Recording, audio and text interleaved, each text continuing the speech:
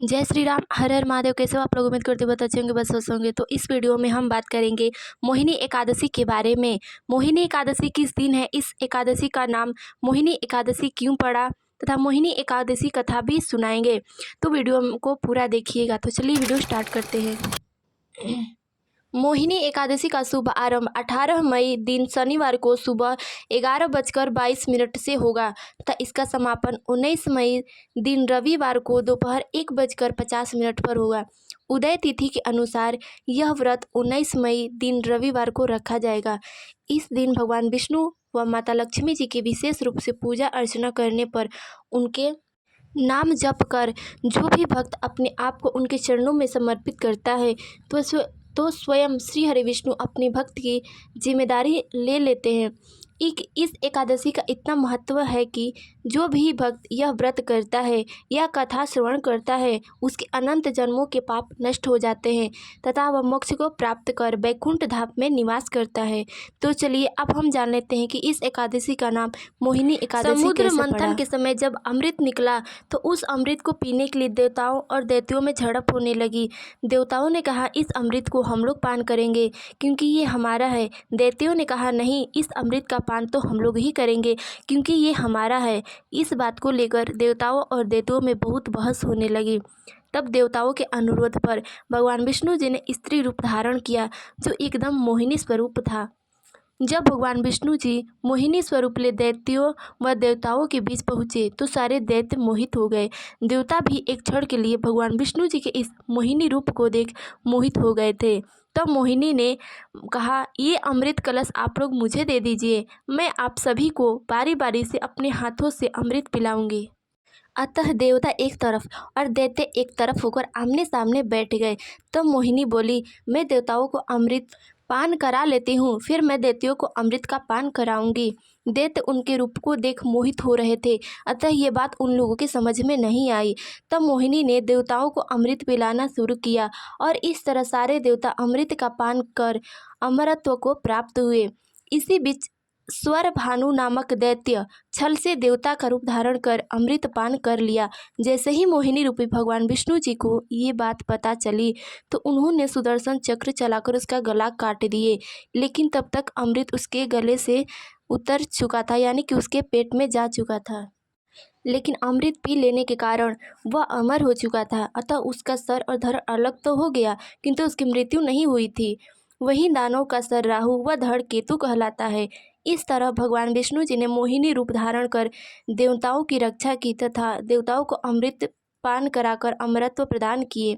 जिस दिन भगवान विष्णु जी मोहिनी रूप धारण किए थे उसी दिन वैशाख मास का शुक्ल पक्ष की एकादशी तिथि थी, इसीलिए इस दिन को मोहिनी एकादशी कहते हैं। इस एकादशी का व्रत और पूजन अवश्य करना चाहिए। अगर किसी कारणवश व्रत न कर पाए तो पूजा अवश्य कर ले तथा कथा अवश्य श्रवण कर ले, जिससे कि एकादशी का फल आपको प्राप्त हो। तो चलिए अब हम मोहिनी एकादशी व्रत कथा शुरू करते हैं। एक बार धर्मराज युधिष्ठिर ने कहा, हे वासुदेव, वैशाख मास के शुक्ल पक्ष में पड़ने वाली एकादशी क्या नाम है तथा उसकी कथा का क्या कृपा है, कृपा करके हमें बताएं। तब भगवान वासुदेव बोले, हे धर्मराज, मैं आपसे एक कथा कहता हूँ जो महर्षि वशिष्ठ जी ने भगवान राम जी से कही थी। एक बार भगवान राम महर्षि के आश्रम पहुँचे, उनको प्रणाम कर बोले, हे गुरुदेव, मैंने सीता के वियोग में बहुत दुख भोगे हैं, मेरा मन अशांत है, अतः आप कोई ऐसा व्रत बताइए जिससे मेरा मन शांत हो तथा समस्त दुखों व पापों का नाश हो।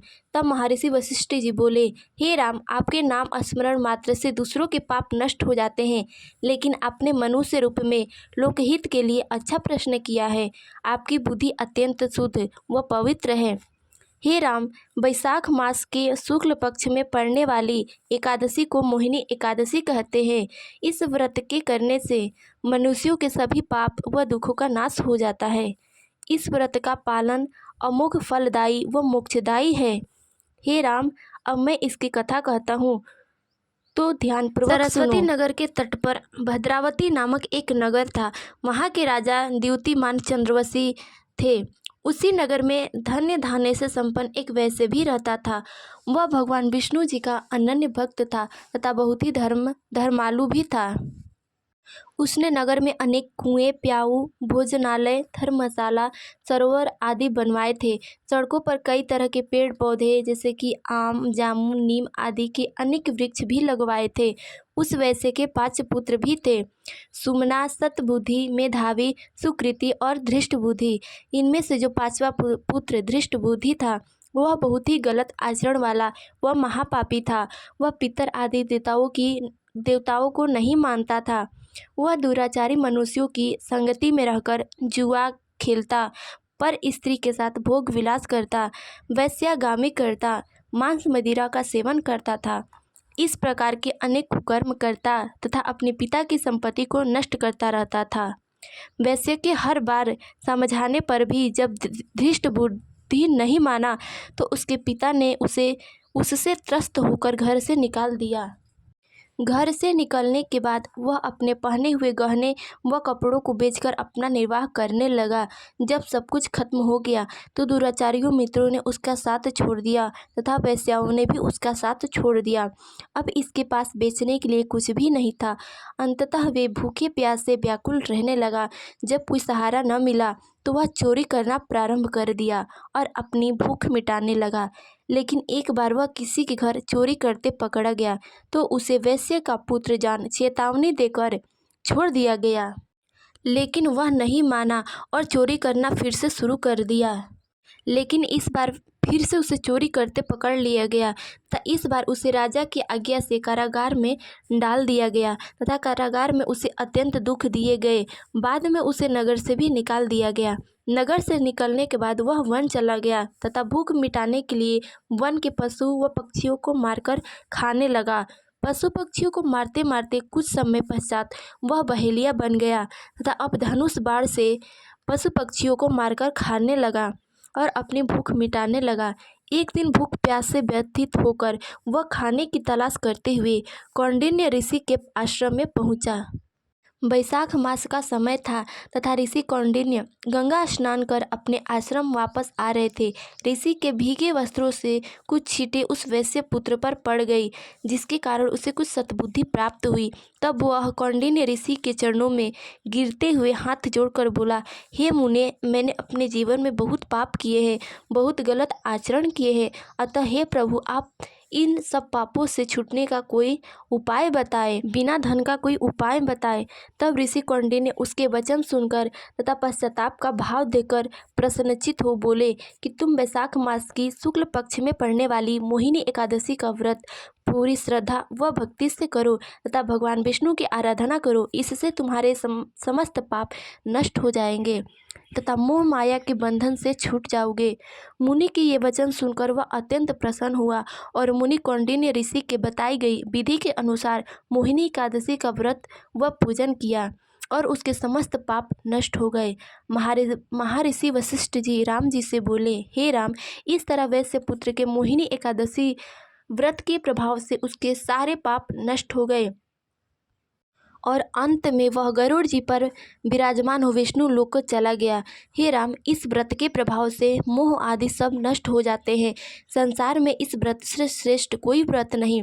इसकी महिमा पढ़ने अथवा सुनने मात्र से 1000 गोदान का फल प्राप्त होता है। इस तरह भगवान राम ने अपने महर्षि वशिष्ठ जी की आज्ञा से व्रत किया। भगवान वासुदेव युधिष्ठिर जी से बोले, हे धर्मराज, ये थी बैसाख मास के शुक्ल पक्ष में पढ़ने वाली एकादशी की कथा तथा मोहिनी एकादशी व्रत का प्रभाव। तो आप लोगों को ये वीडियो कैसा लगा, उम्मीद करते हैं बहुत अच्छा लगा होगा। तो इस वीडियो में बस इतना ही, मिलते हैं अगले वीडियो में, तब तक के लिए जय श्री राम, हर हर महादेव।